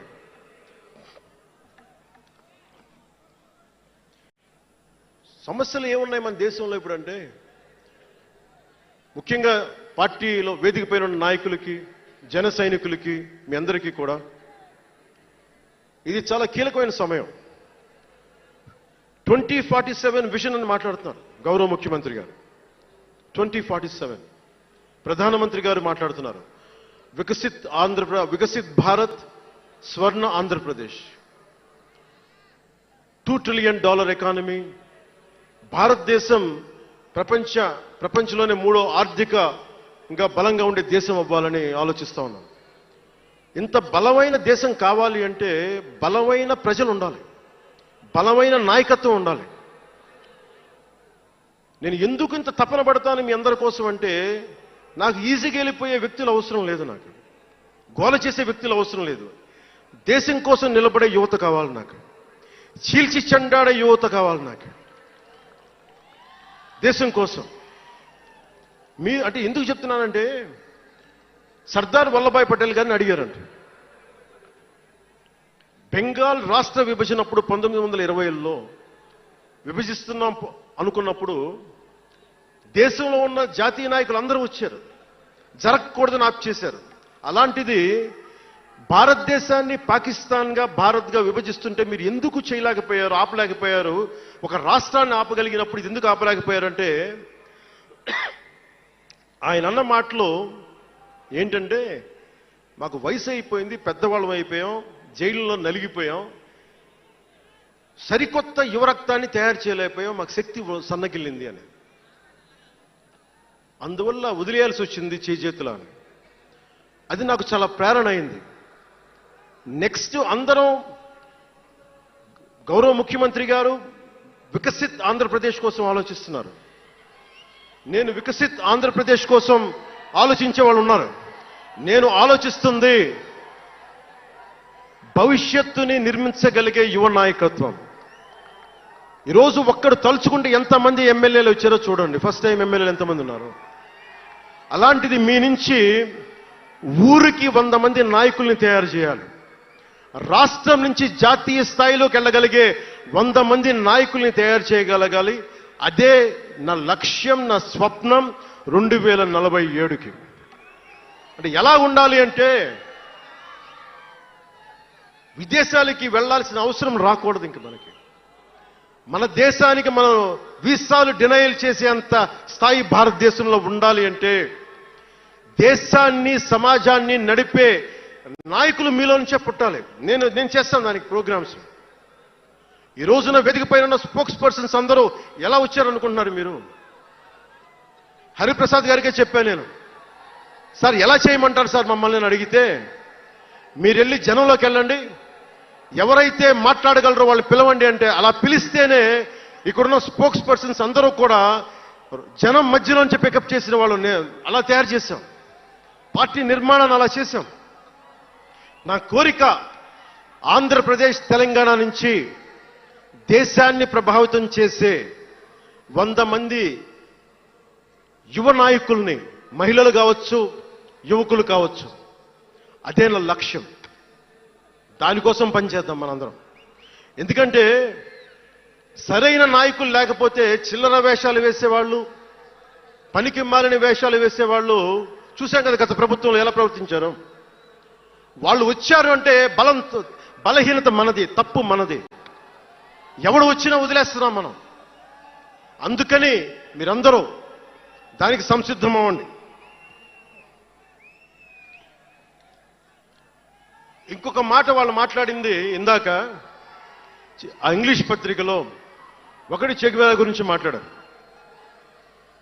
దానికి సమాధానం చెప్పాను. ఇంకోటి ఏమంటారంటే Pawan Kalyan has suddenly become a Hindu defender, a Sanatani defender అని. Do have to become a defender for Sanatana Dharma? It is within my blood. I don't have to prove it. ఈ రోజు today maybe you might be seeing it today. Always I had it in my blood. నేను 21 years లో కూడా 14 ఏళ్ల వయసు నుంచి, right from the age of 14 I was doing దీక్ష. 14 సంవత్సరాల నుంచి ఎప్పుడు అయ్యప్ప దీక్ష చేసేవాడిని. మొన్నే మా అన్నయ్య, మా నాగబాబు, మా అమ్మ, నేను ఒక ఫోటో చూపించారు ఎవరో. నేను కాషాయ బట్టలో ఉన్నా, మా అన్నయ్య, మా పెద్దన్నయ్య, మా చిన్నయ్య, మా పెద్దన్నయ్య, మా అమ్మ నవ్వుతూ ఉన్నారు. నేను ఈ ఫోటో ఎలా పెట్టానంటే ఏంటి జీవితం, వైరక్తి వైరాగ్యంతో ఉండేవాడు. అంటే నేను నా ధర్మం మీద నాకు అంత గౌరవం.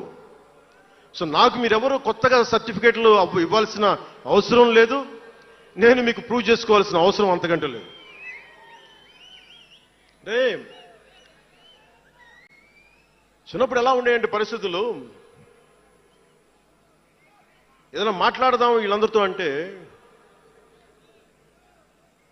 సడన్ గా నువ్వు తిరుపతి లడ్డూలు కల్తీ అయిపోతే నువ్వు ఎర్ర బట్టలు వేసుకొని ఇవన్నీ మాట్లాడుతున్నావు అంటే, నేను చెప్పండి మీరు ఇప్పుడు దాకా 219 టెంపుల్స్, 219 టెంపుల్స్ అపవిత్రం చేస్తే, మన అంతర్వేది రథాన్ని తగలబెడితే నేను వచ్చిండొచ్చు కదా.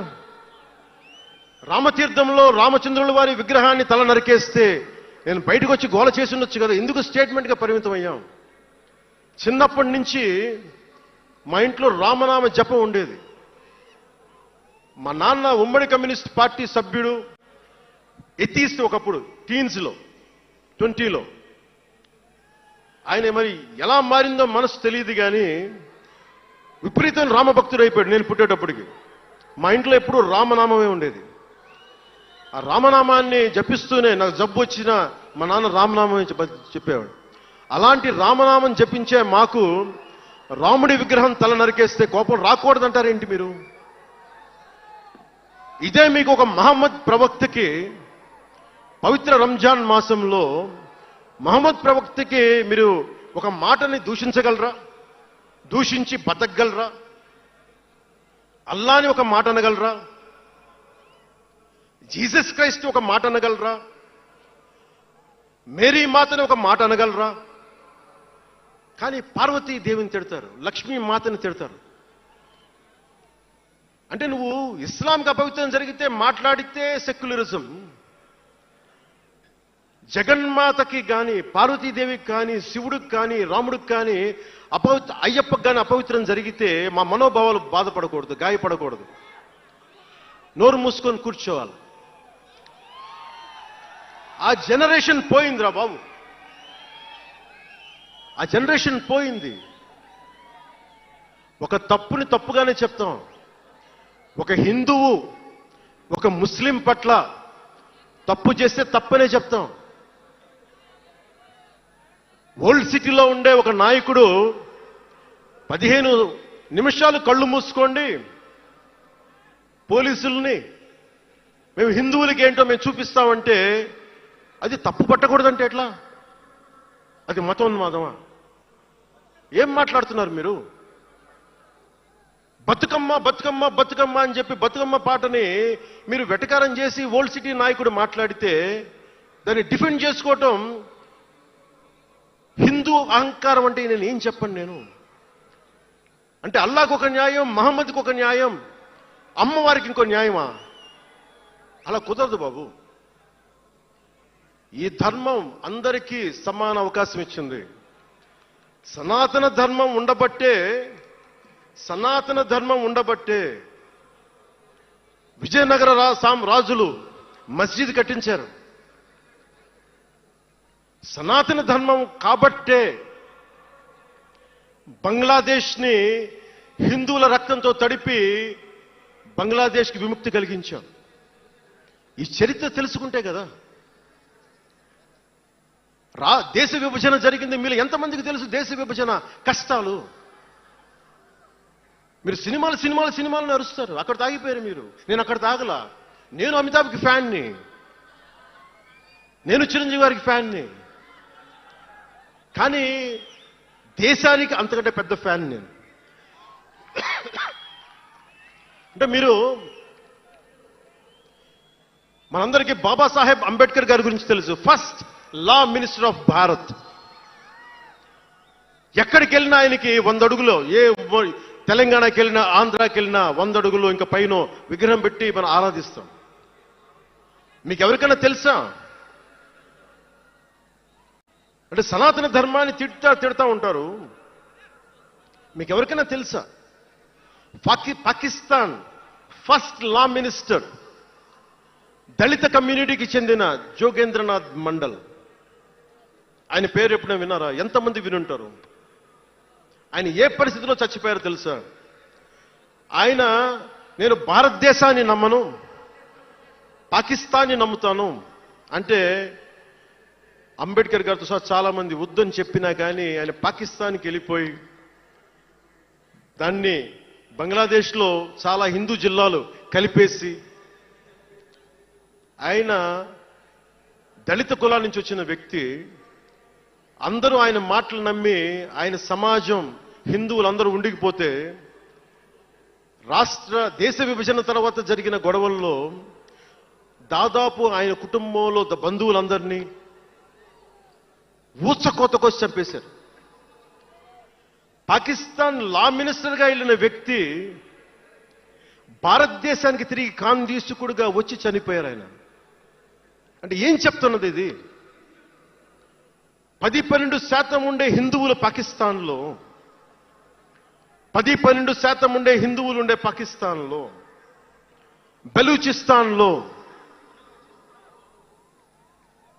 అంతమంది ఉండే హిందువులు ఈ రోజున 1%-2% పడిపోయారు. బంగ్లాదేశ్ గొడవల నుంచి హిందువులు పారిపోతున్నారు. మన దేశంలో అలా జరిగిందా? ఎంత మర్యాద ఇస్తాం ఇస్లాంకి? నా దగ్గర ఉండే వ్యక్తులను అడగండి, ఇస్లాం పాటించే నా దగ్గర ఉండే నా సన్నిహితులను అడగండి. ఇది పవన్ కళ్యాణ్ గొప్పతనం కాదు, సనాతన ధర్మం నాకు నేర్పింది ఇది. నువ్వు రాముణ్ణి ఆరాధించు, అల్లాని గౌరవించు, అల్లాని ద్వేషించమని మాకు సనాతన ధర్మం చెప్పలా. ఇది చెప్పాలి, అర్థం చేసుకోవాలి. ఇది ఈ సూడో సెక్యులరిస్టులు, కుహానా సెక్యులర్ వాదులు. నేను ఒకసారి వైజాగ్లో 19లో ఒక సీనియర్ నాయకులను అడిగాను. నేనేమడిగానంటే, secularism, what is the true meaning of secularism అని. అలా మాట వచ్చి నేనేమడిగానంటే, మీరు ఒక హిందువు తప్పు చేస్తే ఖండించండి, ఒక ముస్లిం పట్ల ద్రోహం చేస్తే ఖండించండి, శిక్షించండి. అలాగే ఒక ముస్లిం ఒక హిందువుల్ని ద్వేషించినా దాడి చేసినా శిక్షించండి. ఇద్దరికి శిక్ష ఒకటే. అలా కాకుండా వీళ్ళనంటే ఓట్లు పోతాయి, వీళ్ళంటే ఓట్లు పోవని ఓట్లు రాజకీయం చేస్తేనే కదా ఈ రోజున ఇంత హైందవం భగవాన్ ఎందుకు ఉందంటే దీనివల్లే. Because of pseudo secularists. ఈ రోజున ఇది జరుగుతుందంటే because of you pseudo secularists, because of you. మీరే కనుక secularism, if you would applied in the true spirit, there would have no need for the changes what are there today. మీరు చేశారు తప్పులు. ఆ రోజు నేను అడిగా, ఓల్డ్ సిటీలో పతబస్తీ హైదరాబాద్లో మీరు 15 నిమిషాలు మీరు కళ్ళు మూసుకోండి పోలీసుల్ని, మేము హిందువులకి ఏంటో చూపిస్తామంటే నువ్వు ఎవరిని ఉద్దేశించి మాట్లాడుతున్నావు? హిందూ అంటే దాంట్లో పవన్ కళ్యాణ్ కూడా ఉన్నాడు. పొద్దున్న లేస్తే నేను హనీఫు, అబ్దుల్, మొత్తం రహీం వాళ్ళతోనే ఉంటాను నేను. కానీ నేను వాళ్ళతో ఉన్నాను కదా అని చెప్పి నాకు బాధ రాదని మీరు అనుకోకండి, తప్పది. ఓ గలత్ హై భయ్యా, తప్పది. వస్తుంది బాధ. నేను ఎవరిని నిందించట్లా. తిరుపతి కల్తీ లడ్డు చేస్తే నేను ముస్లింలను నిందించలా, క్రిస్టియన్లను నిందించలా. నేను నిందించింది దోషుల్ని పట్టుకోమనంటే చివరికి ఏం తేలారు? వాళ్ళందరూ హిందువులే కదా. నేను మాట్లాడుతుంది ఇది. This is secularism. If there is true secularism అని నాయకులందరికీ చెప్తున్నాను, మీ అందరికీ చెప్తున్నాను. True secularism should be applied in the true spirit, not for damn convenient vote bank politics. Don't do it. Janasena is not for it. ఒక తప్పుని తప్పుగానే చెప్తాం. అంటే నేను ఎందుకు చెప్తున్నాను మీకు మాట అంటే, నారాజు గాకుర మా అన్నయ్య నజీర్ అన్నయ్య ముద్దుల కన్నయ్య, మన రోజు మనకుంది మన్నయ్య అన్నామంటే డాన్సులు చేశా మీ సరదా కోసం. 1 minute డప్పులతో దీంతో డాన్సులు చేసి అది మీ సరదా కోసం. కానీ నా కోసం ఆ లిరిక్ రాసుకున్నా. దేనికి రాశాను? గుజరాత్లో ఆ మారణహోమం జరిగితే దానికి చాలా మంది ముస్లింలు చనిపోతే బాధతోటి నా హృదయం స్పందించి మాస్టర్జీ అనే ఒక ప్రజా కవి చేత నేను రాయించాను ఆ పాట. దాన్ని ఖండించినప్పుడు నేనేమనేది ఏంటంటే, అంటే నేను అంత నిష్పక్షపాతంగా ఉంటాను. నేననేది ఏంటంటే, గోద్రా మారణహోమం జరిగినప్పుడు ఖండించాలి, ఖండింపబడాలి. There is no second thought about it. కానీ అసలు ఎందుకు జరిగింది అని ఆలోచిస్తే, కరసేవక్స్ రామ భజన చేసుకుంటూ ట్రైన్లోకి వెళ్తే ఒక గోద్రాలో ట్రైన్ని తగలబెట్టేశారు. మరి దాని గురించి కూడా మాట్లాడాలి కదా. ఇది తప్పు, ఇది కూడా తప్పే. అలా జరిగి ఉండకుండా ఉండాల్సింది. బాధే నాకు. ఆ రోజు నేను సినిమాలో ఉన్నా కాబట్టి నారాజు గాకరని పెట్టా. అదే గనుక అలాంటి సంఘటన నుండి ఏం చేయాలి మనం? అలాంటి తప్పులు జరిగితే మొదటి తప్పు చేసిన వాడినే వెతికి వెతికి పట్టుకొని జ్యూస్ లాగా సెకండ్ వరల్డ్ వార్లో జర్మనీని ఎలాగా సౌత్ అమెరికాకి వెళ్ళినా ఎలా పట్టుకొని శిక్షించారో మొస్సాద్, అట్లాగా తప్పు ఎవడు చేయనండి, either is a Hindu or Muslim, ఎవరైతే మొదటి తప్పు చేశారో వాళ్ళని కనుక శిక్షిస్తే పర్యవసానమై ఉండవు. ఇది చాలా బలంగా ఆలోచించాలి. అంటే ఇవన్నీ ఎందుకు చెప్తున్నాను, ప్రతి ఒక్కరూ చాలా క్షుణ్ణంగా వినాలి. ఎందుకంటే భవిష్యత్తులో మీకు ఇవే పోరాటాలు. మీరు ఎమ్మెల్యేలు అయిపోయాం, మంత్రులు అయిపోయాం, అందరికీ కార్పొరేషన్ పదవులు వచ్చేసినాయి అంటే కాదు. ఇప్పుడు మనం వేసింది తొలి అడుగు మట్టుకే. నేను భారతదేశం కోసం చనిపోవడానికి సంసిద్ధంగా ఉన్నాను, గుర్తుపెట్టుకోండి. ఎందుకంటే నా ఇంటెన్సిటీ చాలా వైల్డ్గా ఉండదు. అంటే మాట్లాడితే సంస్కృతాన్ని తిడతారు, హిందీని మీరు రుద్దుతున్నారు, సౌత్లో దక్షిణాదిని అంటారు. అన్ని దేశ భాషలే కదా. మన తమిళనాడులో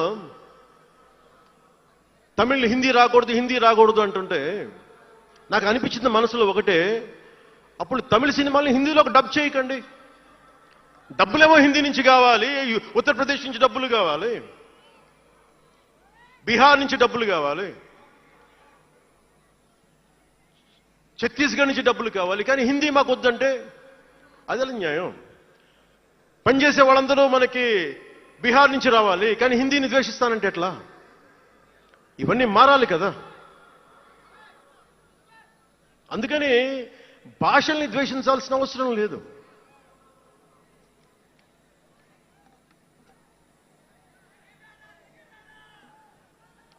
అంటే మనం ముఖ్యంగా హిందువులందరికీ నేను చెప్తా ఉన్నాను, మీరు ముస్లింలను చూసి మీరు నేర్చుకోండి. పవిత్ర రంజాన్ మాసంలో ఉపవాస దీక్ష వహిస్తున్న నా ముస్లిం సోదరులందరికీ నా హృదయపూర్వక రంజాన్ శుభాకాంక్షలు. సంస్కృతాన్ని తిడతారు, గుళ్ళల్లో సంస్కృతాలు మంత్రాలు చదవకూడదంటారు. ముస్లిమ్స్ ఆ మాట అంటున్నారా? అరబిక్లోనే కదా, ఇద్దరు హిందూ ముస్లిం, ఐదర్ ఆంధ్రప్రదేశ్లో ముస్లిం కావచ్చు, తెలంగాణలో ఉన్న ముస్లిం కావచ్చు, తమిళనాడులో ఉన్న ముస్లిం కావచ్చు, అరబిక్లోనే కదా మంత్రాలు చదువుతారు, ప్రార్థిస్తారు.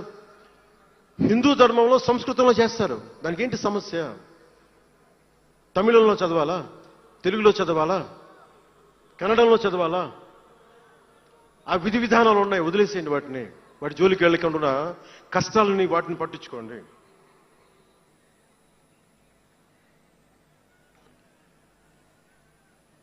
మాట్లాడితే భారతదేశాన్ని ఉత్తరం దక్షిణం అంటూ ఉంటారు. ఆంధ్రాని తెలంగాణ విభజన సమయంలో తెలంగాణ ఇవ్వకపోతే మేము ఈ భారతదేశానికి సంబంధించిన ఒక అన్న స్టేట్మెంట్లు చూసాం, అలాంటి నాయకుల్ని చూసాం. ఆంధ్రాని విభజిస్తుంటే ఆంధ్ర వాళ్ళు మేము ఇక్కడ సంబంధం లేదు, మేము భారతదేశంలో ఉండమన్న స్వయం నాయకులు నా దగ్గర అన్నారు. అంటే తెలంగాణ ఇవ్వకపోయినా, ఆంధ్ర ఇవ్వకపోయినా, విడగొట్టినా మేము భారతదేశంలోంచి విడిపోతామన్న మాటలు మీరు ఎలా మాట్లాడతారు? అంటే ప్రతి ఒక్కరికి కోపం వచ్చినప్పుడల్లా కట్ చేయడానికి భారతదేశం ఏదైనా కేక్ ముక్కడ్డా మీ అందరికీ? కట్ చేయడానికి, భారతదేశ సమగ్రతని విధ్వంసం చేయడానికి ఒక్కడు ఉంటే నాలాంటి వాళ్ళు 10 కోట్ల మంది బయటకు వస్తారు. తస్మాత్ జాగ్రత్త. నార్త్ సౌత్ డిబేట్కి నా సమాధానం ఒకటే. ఉత్తరాదిన ఉన్నది హిమాలయాల్లో, ఉత్తరాదినున్న హిమాలయాల్లో ఉంది పరమశివుని కైలాసం. దక్షిణాదిన ఆయన కుమారుడు కుమారస్వామి మురుగన్ నివాసం. ఈ దేశాన్ని విడగొట్టే ధైర్యం, సాహసం ఎవ్వడికి ఉందని నేను అనుకోను. ఆ భయం నాకు లేదు. వారు ఎంచుకున్న ప్రదేశం ఈ భారతదేశం. అలాంటి దేశాన్ని విడగొట్టాలి అనుకుంటే ఒకసారి ఆలోచించి మాట్లాడండి. భాష వేరు, భావం వేరు. మీరు బయట వారు, మేము లోపల వారం. మీరు ఉత్తరాది వాళ్ళు తెల్లగా ఉంటారు, మేము దక్షిణాది వాళ్ళు నల్లగా ఉంటామంటే, మా ఇంట్లోనే ఒకళ్ళు, మా అన్నయ్య 6 అడుగులు 2 అంగుళాలు 3 అంగుళాలు, నేనేమో 5 అడుగులు 9-10 అంగుళాలు నేను. మా బంధువుల్లో అన్ని రకాల వాళ్ళు ఉంటాం. కొంతమంది నల్లగా ఉంటాం, కొంతమంది తెల్లగా ఉంటాం. ఏం చెప్తాం దీనికి? అర్థం పర్థం లేని మాటలేంటి ఇవన్నీ? ఇలాంటి మాటలతోటి దేశాన్ని విచ్ఛిన్నం చేయకండి. రాజకీయ వైరుధ్యాలు వేరు, ఆ వైరుధ్యాలు ఉండడం సహజం. వైరుధ్యాలు ఉన్నాయి అనే నెపం మీద దేశాన్ని ముక్కలు చేయకండి. దక్షిణాదినున్న సెంగోల్, ఉత్తరాదినున్న ఢిల్లీ పార్లమెంట్లో ఉంది. ఒకవేళ వైరుధ్యం వస్తే వేర్పాటువాదం విడిపోమని కాదు, అది కాదు, కలిసి పరిష్కారం వెతకమని. డీలిమిటేషన్ ఉంది ఈ రోజున. డీలిమిటేషన్ జరిగితే పార్లమెంట్ సీట్లు దక్షిణాదికి తగ్గిపోతాయి అంటే అసలు తగ్గుతాయా లేదనేది డిస్కషన్ పెట్టండి. దానికి నేను రూపీ సింబల్ మార్చేస్తాను, నా భాషలో పెడతానంటే అప్పుడు మేము తెలుగులో కూడా పెట్టాలి, దానికి కన్నడ వాళ్ళు కన్నడలో పెట్టాలి, గుజరాతీ వాళ్ళు గుజరాతీలో పెట్టాలి, మహారాష్ట్ర వాళ్ళు మహారాష్ట్రలో పెట్టాలి. దేనికైనా ఒక వివేకం, ఆలోచన ఉండద్దా?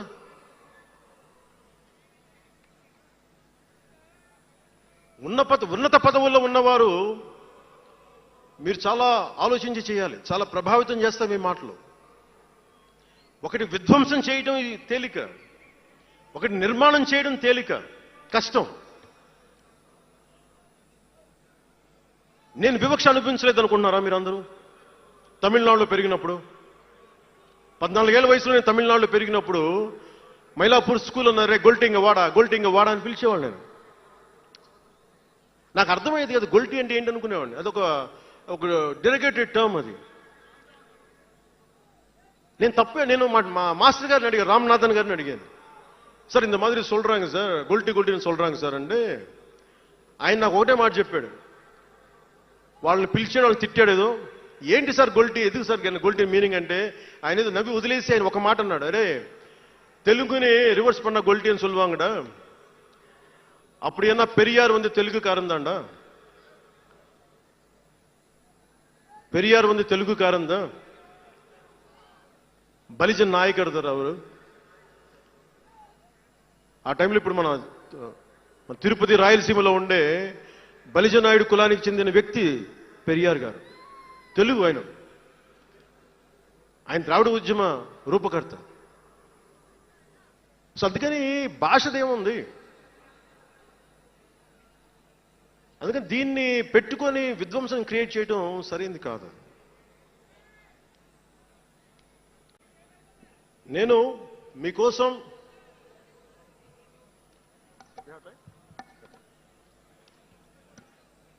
జన సైనికులకి, వీర మహిళలకు, నాయకులకు, అండగా ఉన్న శ్రేయోభిలాషులకు, ఆదరించిన ప్రజలకు, నమ్మి నిలబడ్డ సహచరులకు ఒకటే చెప్పదలుచుకున్నాం, మీరే నా బంధం, మీరే నా అనుబంధం, మీరే ఈ జనసేనానికి రక్త సంబంధం.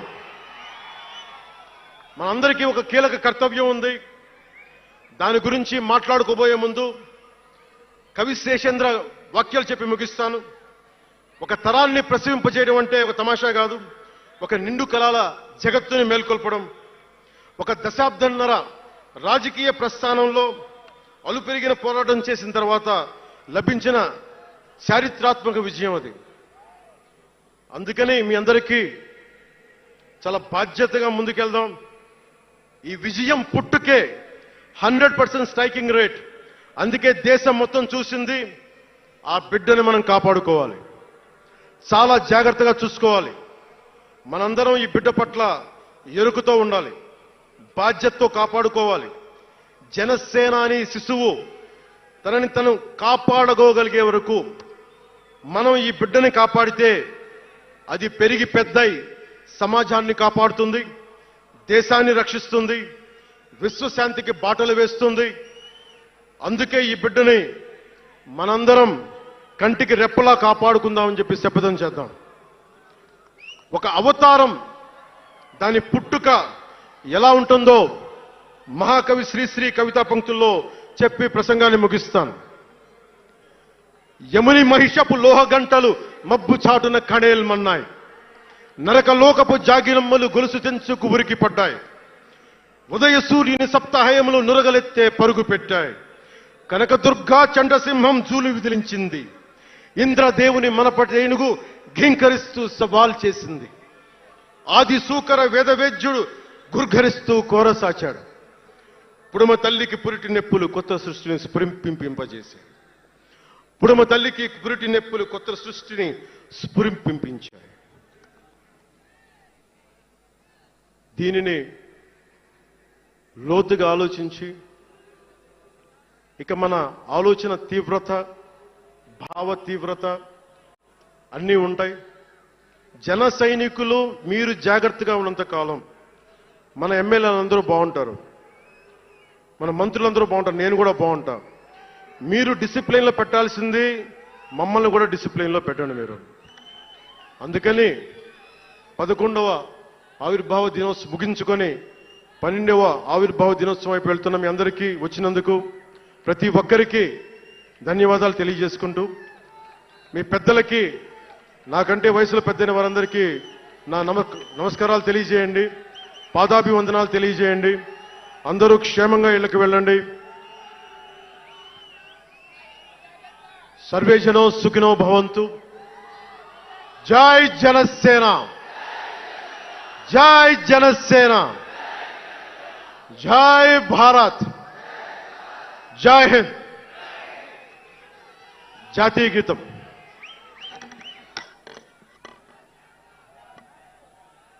जनगण मन अधिनायक जय हे